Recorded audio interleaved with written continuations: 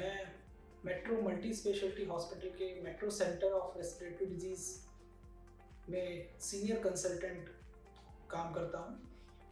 आज हम बात करेंगे पोस्ट कोविड लंग कॉम्प्लिकेशन के ऊपर। जो पेशेंट कोविड की चपेट में आ गए हैं, उसके बाद ठीक हो गए हैं, उन लोगों में लंग्स के ऊपर क्या क्या इफ़ेक्ट हो सकते हैं। अगर हम बात करें तो इसमें दो कैटेगरी के पेशेंट्स होते हैं। एक वो जो साधारण सिम्टम लेके आते हैं या एसिम्टोमेटिक होते हैं, और दूसरे वो जिनको सिम्टम्स काफ़ी ज़्यादा होते हैं, जिनके लिए उनको हॉस्पिटलाइज होना पड़ा और हॉस्पिटल में जाने के दौरान उनको ऑक्सीजन की रिक्वायरमेंट थी। इवन आफ्टर डिस्चार्ज भी वो ऑक्सीजन थेरेपी पे डिस्चार्ज हुए।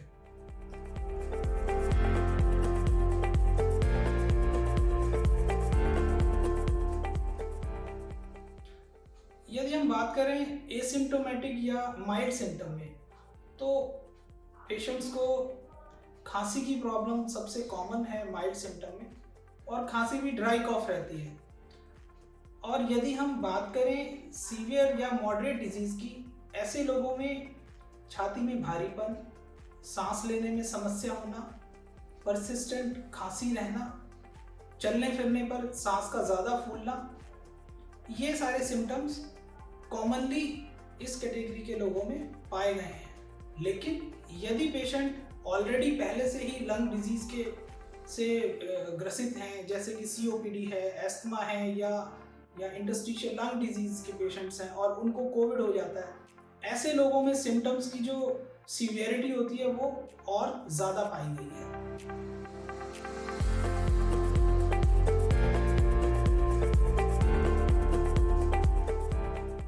डायग्नोस्टिक टेस्ट की बात करें तो कोविड के बाद जो कॉम्प्लिकेशन होती हैं, उनमें सबसे कॉमन कॉम्प्लिकेशन होती है लंग्स के अंदर फाइब्रोसिस होना, या फिर वेसल्स के अंदर क्लॉट्स का जमना। इनके लिए कुछ साधारण टेस्ट होते हैं जिनके बेसिस पे आप ये पता लगा सकते हैं कि ये इसकी संभावना है या नहीं है। जिनमें सबसे पहले छाती का एक्सरे, चेस्ट एक्सरे जिसे हम कहते हैं। दूसरा, कुछ ब्लड के टेस्ट होते हैं जिनमें डी डाइमर लेवल्स हैं या सी रिएक्टिव प्रोटीन के लेवल्स हैं, और अपना कंप्लीट ब्लड काउंट जिसके अंदर टीएलसी और प्लेटलेट काउंट्स इन्वॉल्व होते हैं। इसके अलावा यदि हम बात करें तो यदि एक्सरे के अंदर कुछ एबनॉर्मल फाइंडिंग्स लगती हैं, तो ऐसे लोगों में सीटी स्कैन की भी ज़रूरत पड़ सकती है। सीटी स्कैन अगली इन्वेस्टिगेशन होती है यदि पेशेंट को मॉडरेट टू सीवियर सिम्टम होते हैं। और मॉडरेट टू सीवियर लोगों में जिनमें ऑक्सीजन की डिमांड है, ऐसे लोगों में 2D इको, जिसको इकोकार्डियोग्राफी कहते हैं, इकोकार्डियोग्राफी की जरूरत नहीं पड़ती, क्योंकि कभी कभी ऑक्सीजन की डेफिशिएंसी होने की वजह से हार्ट के ऊपर भी प्रेशर बढ़ने लगते हैं और वो भी सांस लेने में समस्या कर सकते हैं।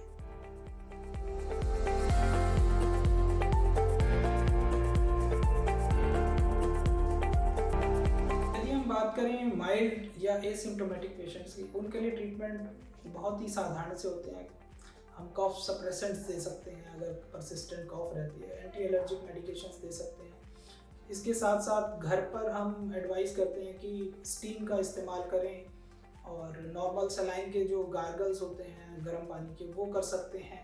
इसके अलावा यदि हम बात करें होम रेमेडीज़ में, तो होम रेमेडीज़ में डाइट मॉडिफिकेशन के लिए हम एडवाइस कर सकते हैं, जैसे कि प्रोटीन ज़्यादा से ज़्यादा लेने के लिए हम प्रेरित करते हैं पेशेंट्स को।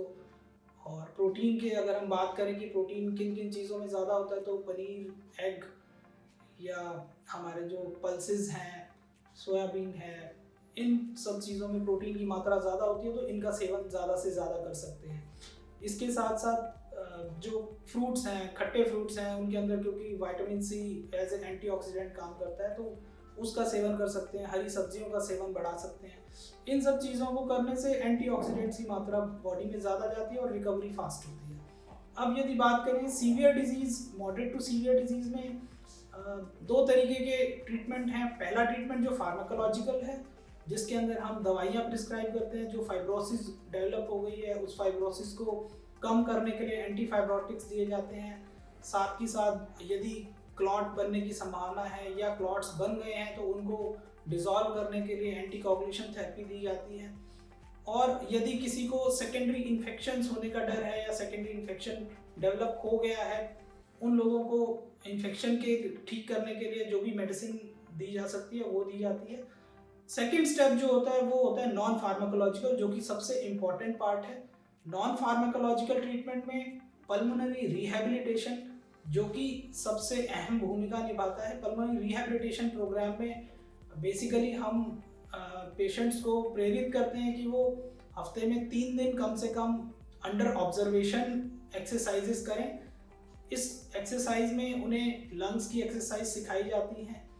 मसल्स को स्ट्रॉन्ग बनाने के लिए जो कुछ भी हम बता सकते हैं, जो कुछ भी एक्सरसाइजेस उनको करवाई जा सकती हैं, लिम्स की एक्सरसाइज, ओवरऑल पूरी बॉडी के लिए जो भी मसल्स को स्ट्रॉन्ग करने के लिए किया जा सकता है वो सारी एक्सरसाइजेस उनको सिखाई जाती हैं। साथ ही साथ उनको न्यूट्रिशनल प्लान दिया जाता है और साइकेट्रिक काउंसलिंग, यदि किसी को ज़रूरत होती है तो साइकेट्रिक काउंसलिंग की भी व्यवस्था की जाती है।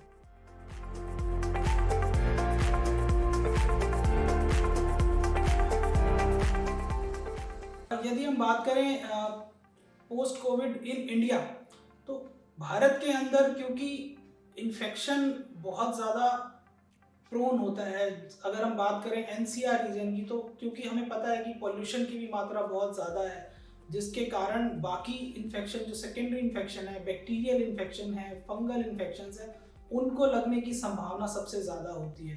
तो जो भी लोग पोस्ट कोविड फेज से में हैं अभी और जिनको मॉडरेट टू सीवियर डिजीज़ हुई है, उन लोगों में हमेशा ये ध्यान रखना होता है और उन्हें समय समय पर उनकी जांच की जाती है कि उनको सेकेंडरी इन्फेक्शन तो कहीं नहीं कैच कर गया है और उसका पर्याप्त इलाज कराया जाता है। साथ ही साथ जो लोग ऑलरेडी पहले से लंग डिजीज़ के पेशेंट हैं, जैसे कि एस्थमा या सीओपीडी या इंटरस्टिशियल लंग डिजीज़, इन लोगों के अंदर फाइब्रोसिस बढ़ने की वजह से या फाइब्रोसिस आने की वजह से जो सांस लेने की समस्या है वो बहुत ज़्यादा हो सकती है। तो इन लोगों में स्पेशली ध्यान रखना होता है कि ये अपनी मेडिसिन को रेगुलर तौर पर लेते रहें और कंटिन्यूस फॉलोअप में रहें।